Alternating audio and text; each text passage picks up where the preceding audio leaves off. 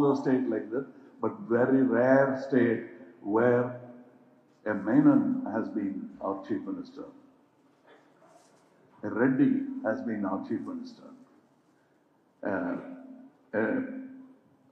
Tamilan has been chief minister. Then a Kannadiga Iyengar has been our chief minister from Mandya. When there was a problem in Chennai, which came from that chief minister who hailed from Karnataka, it was Karnataka who gave me support. The Kannadiga said, come here, we'll give you a house. Don't go anywhere. So the people will take care of Taglai, Kamal Hassan, and all these controversies. Politicians are not qualified to talk about language. They don't have the education enough to talk about it. That includes me. So let's leave all these very in-depth discussions to historians, archaeologists, and language experts. Both those who criticize me for this statement of love I spoke to Mr. Shivanna. His father is like my father, elder brother, whatever you call it. We are a family, and so are the. Hi hello ನಮಸ್ತೆ, ನಾನು ರಾಜು ಅಷ್ಟೇ. ನೀವು ನೋಡ್ತಿದ್ದೀರಾ centre point Kannada YouTube channel. ಕಳೆದ 4-5 ದಿನಗಳ ಹಿಂದೆ ಕಮಲ್ ಹಾಸನ್ ಅವರು ಶಿವಣ್ಣನವರ ಎದುರು ಆಡಿದಂಥ ಮಾತಿತ್ತಲ್ಲ, ಅಂದರೆ ಕನ್ನಡ ಹುಟ್ಟಿದ್ದು ಕೂಡ ತಮಿಳಿನಿಂದ ಎನ್ನುವಂಥ ಈ ಕಾಂಟ್ರವರ್ಸಿ ಸ್ಟೇಟ್ಮೆಂಟ್ ಇತ್ತಲ್ಲ, ಅದು ಇದೀಗ ಕನ್ನಡಿಗರ ಆಕ್ರೋಶಕ್ಕೆ ಕಾರಣವಾಗಿತ್ತು ಮತ್ತು ಕನ್ನಡಿಗರು ಕ್ಷಮೆ ಕೇಳಲೇಬೇಕು. ಕಮಲ್ ಹಾಸನ್ ಅವರ ತಗ್ಸ್ ಲೈಫ್ ಸಿನಿಮಾ ಕನ್ನಡದಲ್ಲಿ ರಿಲೀಸ್ ಮಾಡ್ಲಿಕ್ಕೆ ಬಿಡಲ್ಲ, ಕಮಲ್ ಹಾಸನ್ ಅವರು ಕನ್ನಡಿಗರ ಕ್ಷಮೆಯನ್ನು ಕೇಳಲೇಬೇಕೆನ್ನುವಂಥ ಹಠಕ್ಕೆ ಬಿದ್ದಿದ್ರು. ಅದಾದ ನಂತರ ಕಮಲ್ ಹಾಸನ್ ಅವರು ಈಗ ಮತ್ತೊಂದು ಸ್ಟೇಟ್ಮೆಂಟ್ ಅನ್ನು ಕೊಟ್ಟಿದ್ದಾರೆ. ಯಾವುದೇ ಕಾರಣಕ್ಕೂ ನಾನು ಕ್ಷಮೆಯನ್ನು ಕೇಳಲ್ಲ, ನಾನು ತಪ್ಪೇ ಮಾಡಿಲ್ಲ ಎನ್ನುವ ರೀತಿಯಲ್ಲಿ ಸ್ಟೇಟ್ಮೆಂಟ್ ಕೂಡ ಕೊಟ್ಟಿದ್ದಾರೆ. ಹಾಗಾದರೆ ಇವತ್ತು ನಡೆದ ಘಟನೆ ಏನು, ಯಾಕೆ ಕಮಲ್ ಹಾಸನ್ ಅವರು ಕ್ಷಮೆ ಕೇಳಲ್ಲ ಅಂತ ಹೇಳಿದ್ರು, ಇವೆಲ್ಲವನ್ನ ನೋಡೋಣ. ಅದಕ್ಕಿಂತ ಮೊದಲು ಇಲ್ಲೇ ತನಕ ನಮ್ಮ ಚಾನಲ್ನ ಸಬ್ಸ್ಕ್ರೈಬ್ ಮಾಡಿಲ್ಲ ಅಂದರೆ ಈಗಲೇ ಸಬ್ಸ್ಕ್ರೈಬ್ ಮಾಡಿ, ಜೊತೆಗೆ ಕಾಮೆಂಟ್ಗಳ ಮುಖಾಂತರ ತಮ್ಮ ಅಭಿಪ್ರಾಯವನ್ನು ತಿಳಿಸಬಹುದು. ಎಸ್ ವೀಕ್ಷಕರೇ, ಚೆನ್ನೈಯಲ್ಲಿ ನಡೆದಂಥ ಒಂದು ಸಮಾರಂಭ, ಅದರಲ್ಲೂ ಕೂಡ ಕಮಲ್ ಹಾಸನ್ ಅವರು ನಟನೆ ಮಾಡಿದಂಥ ತಗ್ಸ್ ಲೈಫ್ ಸಿನಿಮಾದ ಆಡಿಯೋ ಲಾಂಚ್ ಇವೆಂಟ್ ಕಾರ್ಯಕ್ರಮದಲ್ಲಿ ಶಿವಣ್ಣ ಕೂಡ ಭಾಗಿಯಾಗಿದ್ದರು. ಕನ್ನಡದ ಪ್ರತಿನಿಧಿಯಾಗಿ ಹೋಗಿದ್ರು ಮತ್ತು ಗೌರವವಾಗಿ ಅವರನ್ನು ಕರೆದಿದ್ರು. ಅವರನ್ನು ಹೊಗಳುವ ಬರದಲ್ಲಿ ಕನ್ನಡ ಭಾಷೆ ಕೂಡ, ಕನ್ನಡ ಕೂಡ ತಮಿಳಿನ ಒಂದು ಭಾಗವಾಗಿದೆ, ಕನ್ನಡ ಕೂಡ ತಮಿಳಿನಿಂದ ಹುಟ್ಟಿದೆ ಎನ್ನುವ ರೀತಿಯಲ್ಲಿ ಮಾತನಾಡಿದ್ರು. ಅದು 2 ದಿನಗಳ ನಂತರ ವೈರಲ್ ಆಗಿತ್ತು ಮತ್ತು ಕನ್ನಡಿಗರ ಆಕ್ರೋಶಕ್ಕೆ ಕೂಡ ಕಾರಣವಾಗಿತ್ತು.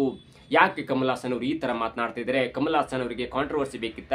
ಜೊತೆಗೆ ಸಿನಿಮಾ ರಿಲೀಸ್ ಆಗುವ ಟೈಮಲ್ಲಿ ಯಾಕೆ ಇಂಥ ಕಾಂಟ್ರವರ್ಸಿಯನ್ನು ಮಾಡ್ಕೊಂಡ್ರೆ ಅನ್ನೋ ರೀತಿಯಲ್ಲಿ ಇದೀಗ ಆಕ್ರೋಶ ಭುಗಿಲೆದ್ದಿತ್ತು. ಜೊತೆಗೆ ಆ ವಿಷಯ ಕಮಲ್ ಹಾಸನ್ ಅವರ ಕಿವಿಗೆ ಬಿದ್ದಿತ್ತು. ನಿನ್ನೆ ಕೂಡ ಕಮಲ್ ಹಾಸನ್ ಅವರು ಕ್ಷಮೆ ಕೇಳ್ತಾರೆ ಎನ್ನುವಂಥ ಮಾತು ಕೇಳಿ ಬರ್ತಾ ಇತ್ತು. ಆದರೆ ಅದಕ್ಕೆ ಕಮಲ್ ಹಾಸನ್ ಅವರು ಕಿವಿಗೊಡ್ಲಿಲ್ಲ. ಆದರೆ ಇವತ್ತು ತಿರುವನಂತಪುರದಲ್ಲಿ ನಡೆದಂಥ ಒಂದು ಕಾರ್ಯಕ್ರಮದಲ್ಲಿ ಪತ್ರಕರ್ತರು ಸಹಜವಾಗಿ ಒಂದು ಕ್ವಶನ್ ಅನ್ನ ಅವರ ಮುಂದಿಟ್ಟರು. ಕರ್ನಾಟಕದಲ್ಲಿ ದೊಡ್ಡ ಆಕ್ರೋಶ ಭುಗಿಲೆದ್ದಿದೆ, ನೀವು ಕ್ಷಮೆ ಕೇಳಲೇಬೇಕು, ಕನ್ನಡ ಹುಟ್ಟಲಿಕ್ಕೆ ತಮಿಳು ಕಾರಣ, ಅಂದರೆ ತಮಿಳಿನಿಂದ ಕನ್ನಡ ಹುಟ್ಟಿದೆ ಎನ್ನುವಂಥ ರಾಂಗ್ ಸ್ಟೇಟ್ಮೆಂಟ್ ನೀವು ಕೊಟ್ಟಿದೆ ಎನ್ನುವಂಥ ಮಾತು ಇದೀಗ ಕರ್ನಾಟಕದಲ್ಲಿ ಕೇಳಿ ಬರ್ತಿದೆ. ಕನ್ನಡ ಪರ ಸಂಘಟನೆಗಳು ಆಕ್ರೋಶವನ್ನು ವ್ಯಕ್ತಪಡಿಸಿದೆ ಮತ್ತು ಕನ್ನಡ ಚಲನಚಿತ್ರ ವಾಣಿಜ್ಯ ಮಂಡಳಿ ಕೂಡ ನಿಮ್ಮ ವಿರುದ್ಧ ಒಂದು ಆಕ್ರೋಶವನ್ನು ವ್ಯಕ್ತಪಡಿಸಿದೆ ಎನ್ನುವ ನಿಟ್ಟಿನಲ್ಲಿ ಆ ಪ್ರಶ್ನೆಯನ್ನು ಕೇಳಿದಾಗ ಅಥವಾ ಒಂದು ಸವಾಲನ್ನು ಕೇಳಿದಾಗ ಅದಕ್ಕೆ ನಯವಾಗಿ ತಿರಸ್ಕರಿಸಿದಂಥ ಕಮಲ್ ಹಾಸನ್ ಅವರು, ನಾನು ಯಾವುದೇ ರೀತಿಯಲ್ಲಿ ಅಂತ ಅವಮಾನದ ಸಂಗತಿಯನ್ನು ಹೇಳಿಲ್ಲ, ಅದಕ್ಕೆ 3ನೇ ಆಂಗಲ್ ಕೊಟ್ಟು ಕಾಂಟ್ರವರ್ಸಿಯನ್ನು ಮಾಡ್ತಾ ಇದ್ದಾರೆ. ಜೊತೆಗೆ ತಮಿಳುನಾಡಿಗೆ ಅನೇಕ ಕಡೆಯಿಂದ ಬಂದು ಸಿಎಂ ಆಗಿದ್ದಾರೆ. ಆಂಧ್ರದಿಂದ ಬಂದು ರೆಡ್ಡಿ ಅಂತವರು ತಮಿಳುನಾಡನ್ನ ಆಳಿದ್ದಾರೆ ಮತ್ತು ತಮಿಳುನಾಡಿಗೆ ಸವಲತ್ತನ್ನು ಮಾಡಿದ್ದಾರೆ ಮತ್ತು ತಮಿಳುನಾಡಿಗೆ ಒಳ್ಳೆಯದನ್ನು ಮಾಡಿದ್ದಾರೆ. ಕರ್ನಾಟಕದಿಂದ, ಅದರಲ್ಲೂ ಮಂಡ್ಯದ ಅಯ್ಯಂಗಾರ್ ಎನ್ನುವ ಕುಟುಂಬದಿಂದ ಬಂದಂತ ಜಯಲಲಿತಾ ಅವರು ಕೂಡ ತಮಿಳುನಾಡನ್ನ ಆಳಿದ್ದಾರೆ ಮತ್ತು ತಮಿಳುನಾಡಿಗೆ ಒಳ್ಳೆಯದನ್ನು ಮಾಡಿದ್ದಾರೆ. ಹಾಗಾಗಿ ನಮ್ಮ ಚೆನ್ನೈಗೆ ಯಾವುದೇ ಭಾಷೆಯ ಬ್ಯಾರಿಯರ್ ಇಲ್ಲ ಮತ್ತು ಭಾಷೆಯ ಒಂದು ಅಡಿ ಇಲ್ಲ ಅಥವಾ ಭಾಷೆಯ ಒಂದು ಗೆರೆ ಇಲ್ಲ. ಹಾಗಾಗಿ ನಾವು ಯಾರನ್ನೂ ಕೂಡ ದ್ವೇಷ ಮಾಡಲ್ಲ. ಚೆನ್ನೈ, ಅದರಲ್ಲೂ ತಮಿಳುನಾಡು ಇದೆಯಲ್ಲ, ಅದು ಒಂಥರ ವಿಚಿತ್ರವಾದ ಸ್ಟೇಟ್ ಆಗಿದೆ.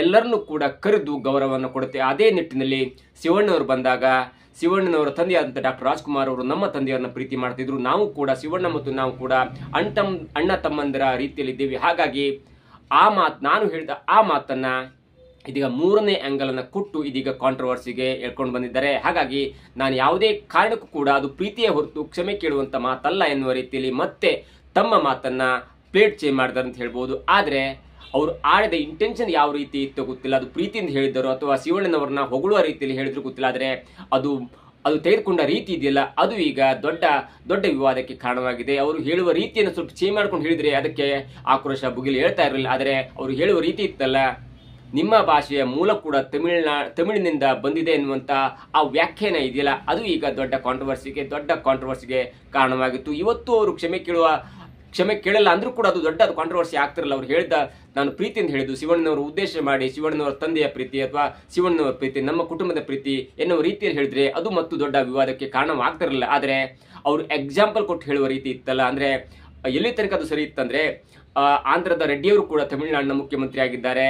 ಕರ್ನಾಟಕದ ಅಯ್ಯಂಗಾರ್ ಫ್ಯಾಮಿಲಿಯಿಂದ ಬಂದಂತ ಜಯಲಲಿತಾ ಅವರು ಕೂಡ ತಮಿಳುನಾಡಿನ ಮುಖ್ಯಮಂತ್ರಿ ಆಗಿದ್ದಾರೆ. ನನಗೆ ಚೆನ್ನೈಯಲ್ಲಿ ಕಷ್ಟ ಬಂದಾಗ ಕರ್ನಾಟಕದ ಪ್ರೀತಿಯನ್ನ ತೋರಿಸಿ ನೀವು ಬನ್ನಿ ಬೆಂಗಳೂರಿಗೆ ಬನ್ನಿ, ನೀವು ಇಲ್ಲಿ ಬೆಂಗಳೂರಲ್ಲಿ ಮನೆ ಮಾಡಿ ಅನ್ನುವಂತ ಒಂದು ಆಹ್ವಾನವನ್ನು ಕೊಟ್ಟಿದ್ರು. ಅದು ಖುಷಿ ಆಯ್ತು ಎನ್ನುವ ರೀತಿ ಅಲ್ಲಿಯೇ ತನಕ ಒಂದು ಚೆನ್ನಾಗಿತ್ತು. ಅಂದ್ರೆ ಅಲ್ಲಿಯೇ ತನಕ ಓಕೆ, ಆ ಹಿಂದಿನ ಕಾಂಟ್ರವರ್ಸಿ ಅದು ಬೇರೆ ಆಂಗಲ್ ತೆಗೆದುಕೊಂಡಿದೆ ಅಂತ ಹೇಳ್ಬೋದಿತ್ತು. ಆದ್ರೆ ಅದಾದ ನಂತರ ಕಮಲ್ ಹಾಸನ್ ಅವರು ಆಡಿದ ಮಾತಿದೆಯಲ್ಲ, ನಾವು ಭಾಷೆ ವಿಚಾರಕ್ಕೆ ಬಂದಾಗ ಯಾರ್ಯಾರು ಹೇಳಿದನ್ನ ಮಾತನ್ನ ಕೇಳಿಕ್ಕಾಗಲ್ಲ, ಅದಕ್ಕೆ ಎಕ್ಸ್ಪರ್ಟ್ಗಳು ಬೇಕಾಗ್ತಾರೆ, ಅದಕ್ಕೆ ಲಿಟ್ರೇಚರ್ ಗೊತ್ತಿರುವಂತ ಒಬ್ಬ ಎಕ್ಸ್ಪರ್ಟ್ ಬೇಕಾಗತ್ತೆ ಎನ್ನುವ ರೀತಿಯ ಮಾತಿದೆಯಲ್ಲ ಅದು ಈಗ ಮತ್ತೊಂದು ಕಾಂಟ್ರವರ್ಸಿಗೆ ಕಾರಣವಾಗುವಂತ ಎಲ್ಲ ಲಕ್ಷಣಗಳು ಕಂಡು ಬರ್ತದೆ. ಯಾಕಂದ್ರೆ ಇವೆಲ್ಲವೂ ಕೂಡ ಪ್ರೀತಿಯಿಂದ ಹೇಳಿದ್ವು ಅಥವಾ ಹೊಗಳುವ ರೀತಿಯಿಂದ ಹೇಳಿದ್ವು ಅಥವಾ ಆ ರೀತಿಯಿಂದ ಹೇಳಿದ್ವು ಎನ್ನುವುದನ್ನು ನಾವು ತಿಳ್ಕೊಳ್ಬೋದಿತ್ತು. ಆದ್ರೆ ಕಮಲ್ ಹಾಸನ್ ಅವರ ಮನಸ್ಸಲ್ಲಿ ಇದೆಯಲ್ಲ, ತಮಿಳೇ ಕರ್ನಾಟಕದ ಮೂಲ, ತಮಿಳೇ ಎಲ್ಲಾ ಭಾಷೆಗಳ ಮೂಲ ಎನ್ನುವ ಒಂದು ಅವರ ಭಾವನೆ ಇದೆಯಲ್ಲ ಅದು ಮತ್ತೆ ತೋರ್ಪಡಿಸ್ಕೋತು. ಅದು ಯಾಕಂದ್ರೆ ಆ ಪ್ರೆಸ್ ಮೀಟ್ ನ ಕೊನೆಯಲ್ಲಿ ಹೇಳ್ತಾರೆ, ನಾವು ಭಾಷೆ ವಿಚಾರಕ್ಕೆ ಬಂದಾಗ, ಭಾಷೆಯ ಬಗ್ಗೆ ಮಾತಾಡ್ಬೇಕಂತ ಬಂದಾಗ ಅದಕ್ಕೆ ನಾವು ಎಕ್ಸ್ಪರ್ಟ್ಗಳ ಜೊತೆ ಮಾತಾಡ್ಬೇಕಾಗತ್ತೆ, ಅದು ಲಿಟ್ರೇಚರ್ನ ಗೊತ್ತಿರುವ ಅಂದ್ರೆ ಸಂಸ್ಕೃತಿಯನ್ನು ಗೊತ್ತಿರುವಂತ ಭಾಷಾ ವಿವಿಧತೆಯನ್ನು ಗೊತ್ತಿರುವಂತವ್ರ ಜೊತೆ ಮಾತಾಡ್ಬೇಕಾಗತ್ತೆ, ಅಂತವ್ರ ಜೊತೆ ಮಾತನಾಡಿದಾಗ ಮಾತ್ರ ಭಾಷೆಯ ಮೂಲ ಗೊತ್ತಾಗುತ್ತೆ ಎನ್ನುವ ರೀತಿಯಲ್ಲಿ ಕೊಟ್ಟಂತ ಹೇಳಿಕೆ ಇದೆಯಲ್ಲ ಅದು ಈಗ ಮತ್ತೊಂದು ಮಜಲನ್ನ ಅಥವಾ ಮತ್ತೊಂದು ಮಗ್ಗಲನ್ನ ಪಡೆದುಕೊಳ್ಳುವಂತ ಸಾಧ್ಯತೆ ಕೂಡ ಕಂಡು ಬರ್ತದೆ. ಏನೇ ಆಗ್ಲಿ ಅನೇಕ ಬಾರಿ ಪ್ರೆಸ್ ಮೀಟ್ ಅನ್ನ ಕರೆದಾಗ ಅನೇಕ ಬಾರಿ ಕಮಲ್ ಹಾಸನ್ ಅವರು ಕಾಂಟ್ರವರ್ಸಿಗೆ ಮೂಲ ಆಹಾರವಾಗಿದ್ದಾರೆ. ಮತ್ತು ಈಗಲೂ ಕೂಡ ತಗ್ಸ್ ಲೈಫ್ ಎನ್ನುವ ಸಿನಿಮಾದಲ್ಲೂ ಕೂಡ ಬೇಕಂತಲೇ ಈಗ ಪ್ರಚಾರ ಸಿಕ್ಕಂತಾಗಿದೆ. ಒಂದು ವೇಳೆ ಕಮಲ್ ಹಾಸನ್ ಅವರು ಮೊನ್ನೆ ಆಡಿದಂತ ಮತ್ತು ಪ್ರೀತಿಯಿಂದ ಇದ್ರೆ ಇವತ್ತು ಅದನ್ನ ಚೊಕ್ಕದಾಗಿ ಹೇಳ್ಬೋದಿತ್ತು. ಜೊತೆಗೆ ಮೊದಲ ಅವಧಿಯಲ್ಲಿ ಹೇಳಿದ್ನಲ್ಲ, ಅಂದ್ರೆ ನಾವೊಂದು ಪ್ರೀತಿಯಿಂದ ಹೇಳಿದ್ದು ಯಾವುದೇ ಕಾರಣಕ್ಕೂ ಅದು ಕೂಡ ಕಾಂಟ್ರವರ್ಸಿ ಆಗಬಾರ್ದಿತ್ತು, ಅದು ಮೂರನೇ ಆಂಗಲ್ ಅಂತ ತೆಗೆದುಕೊಂಡಿದೆ. ಕರ್ನಾಟಕದಿಂದ ಅಯ್ಯಂಗಾರ್ ಫ್ಯಾಮಿಲಿ ತಮಿಳುನಾಡನ್ನ ಆಡಿದೆ, ಆಂಧ್ರದಿಂದ ರೆಡ್ಡಿ ಫ್ಯಾಮಿಲಿ ತಮಿಳುನಾಡನ್ನ ಆಡಿದೆ. ಹಾಗಾಗಿ ನನಗೆ ಚೆನ್ನೈಯಲ್ಲಿ ಕಷ್ಟ ಬಂದಾಗ ನನಗೆ ಕರ್ನಾಟಕದವರು ಕರೆಸಿ ಪ್ರೀತಿಯಿಂದ ಮಾತಾಡಿಸಿ ನೀವು ಬೆಂಗಳೂರಿನಲ್ಲಿ ಬಂದು ಮನೆ ಮಾಡಿ ಎನ್ನುವಂತ ಪ್ರೀತಿಯಿಂದ ಮಾತನಾಡಿದ್ದಾರೆ. ಜೊತೆಗೆ ನಮ್ಮ ಕುಟುಂಬ ಮತ್ತು ಡಾಕ್ಟರ್ ರಾಜ್ಕುಮಾರ್ ಅವರ ಕುಟುಂಬ ತುಂಬಾ ಪ್ರೀತಿಯಿಂದ ಇದೆ, ಆ ಪ್ರೀತಿಯ ಬರದಲ್ಲಿ ನಾನು ಹೇಳಿದ ಮಾತು ಎನ್ನುವ ಒಂದು ಪಾಯಿಂಟ್ಗೆ ಬದ್ಧರಾಗಿದ್ರೆ ಅದು ಕ್ಷಮೆ ಕೇಳುವ ಹಂತಕ್ಕೆ ಬರ್ತಾ ಇರಲಿಲ್ಲ ಮತ್ತು ಅದು ಇಷ್ಟಕ್ಕೆ ಮುಗಿತಾ ಇತ್ತು ಎರಡನೇ ಹಂತದಲ್ಲೂ ಕೂಡ. ಆದ್ರೆ ಕಮಲ್ ಹಾಸನ್ ಅವರು ಎರಡನೇ ಹಂತದಲ್ಲೂ ಕೂಡ ಇವತ್ತು ಕೂಡ ತಿರುವನಂತಪುರದಲ್ಲಿ ಆಡಿದಂತ ಮಾತಿದೆಯಲ್ಲ, ನಾವು ಭಾಷೆ ವಿಚಾರಕ್ಕೆ ಬಂದಾಗ ನಾವು ಎಕ್ಸ್ಪರ್ಟ್ಗಳ ಜೊತೆ ಮಾತನಾಡಬೇಕಾಗತ್ತೆ ಅನ್ನುವಂತ ಒಂದು ಕ್ಲೂ ಕೊಟ್ಟಿದೆಯಲ್ಲ ಅದು ಅವರ ಮನಸ್ಸಲ್ಲಿ ಅಚ್ಚೊಳೆಯದಂತೆ ಇದೆ. ಅಂದ್ರೆ ಅದು ಕರ್ನಾಟಕದ ಕನ್ನಡ ಹುಟ್ಟಿದ್ದು ಕೂಡ ತಮಿಳುನಾಡಿನಿಂದ ಎನ್ನುವಂತ ಒಂದು ಆ ಖಡಕ್ ಮಾತಿದೆಯಲ್ಲ ಅದಕ್ಕೆ ಅವರು ಜ್ಯೋತಿ ಬಿದ್ದಂತಿದೆ. ಹಾಗಾಗಿ ಅದು ಯಾವುದೇ ಕಾರಣಕ್ಕೂ ಕೂಡ ಅವರು ಮತ್ತೆ ಕ್ಷಮೆ ಕೇಳ್ತಾ ಇಲ್ಲ. ಕ್ಷಮೆ ಕೇಳುವ ತನಕ ಕರ್ನಾಟಕದವರು ತಮ್ಮ ಆಕ್ರೋಶವನ್ನ ತಣ್ಣಗೆ ಮಾಡ್ತಾ ಇಲ್ಲ. ಕನ್ನಡ ಪರ ಸಂಘಟನೆಗಳು ಮತ್ತೆ ಭುಗಿಲಿಳುವಂತ ಸಾಧ್ಯತೆ ಕೂಡ ಇದೆ. ಏನೇ ಆಗ್ಲಿ ಕಮಲ್ ಹಾಸನ್ ಅಂತ ದೊಡ್ಡ ವ್ಯಕ್ತಿ ಎಕ್ಸಾಂಪಲ್ ಕೊಟ್ಟು ಮಾತನಾಡುವುದನ್ನ ಪದೇ ದೊಡ್ಡ ವ್ಯಕ್ತಿಗಳು, ಅದು ಕಮಲ್ ಹಾಸನ್ ಆಗಿರ್ಬೋದು ಅಥವಾ ಬೇರೆ ರಾಜಕಾರಣಿಗಳಾಗಿರ್ಬೋದು, ಪದೇ ಎಕ್ಸಾಂಪಲ್ ಕೊಟ್ಟು ಮಾತನಾಡೋದನ್ನು ನಿಲ್ಲಿಸಬೇಕಾಗಿದೆ. ಯಾಕಂದ್ರೆ ಈ ಸಮಾಜದಲ್ಲಿ ಅದ್ರ ಎಐ ಯುಗದಲ್ಲಿ ಎಕ್ಸಾಂಪಲ್ ಕೊಟ್ಟು ಕೆಲವನ್ನ ದಡ್ರಂತೆ ನೋಡಿ ಎಕ್ಸಾಂಪಲ್ ಕೊಟ್ಟು ಮಾತನಾಡೋದಿದೆಯಲ್ಲ ಅದು ಕೂಡ ಆ ವ್ಯಕ್ತಿಗೆ ದೊಡ್ಡ ನುಂಗಲಾರದ ಕಂಟಕವಾಗಿ ಪರಿಣಮಿಸುತ್ತೆ. ಇನ್ನು ಮುಂದಾದ್ರೂ ಕಮಲ್ ಹಾಸನ್ ಅವರು ನೇರವಾಗಿ ಮಾತನಾಡಬೇಕು, ಇಲ್ಲಾಂದ್ರೆ ಸುಮ್ಮನೆ ಆ ಸಿನಿಮಾ ವಿಚಾರವನ್ನ ಮಾತ್ರ ಮಾತಾಡಬೇಕಾಗತ್ತೆ. ಇಲ್ಲ ಅಂದ್ರೆ ಕರ್ನಾಟಕದಲ್ಲಿ ಈಗ ದೊಡ್ಡ ಬಿಸಿಯನ್ನ ಅಥವಾ ಮುಟ್ಟಿಸಿದ್ದಾರೆ ಕನ್ನಡಿಗರು ಅಂತ ಹೇಳ್ಬಹುದು. ಏನೇ ಆಗ್ಲಿ ಕಮಲ್ ಹಾಸನ್ ಅವರು ಕರ್ನಾಟಕಕ್ಕೆ ಬರಬೇಕು, ಸ್ವಾರಿ ಕೇಳಬೇಕು, ಎಲ್ಲವೂ ಕೂಡ ಕನ್ನಡಿಗರ ಬೇಡಿಕೆಯಾಗಿದೆ.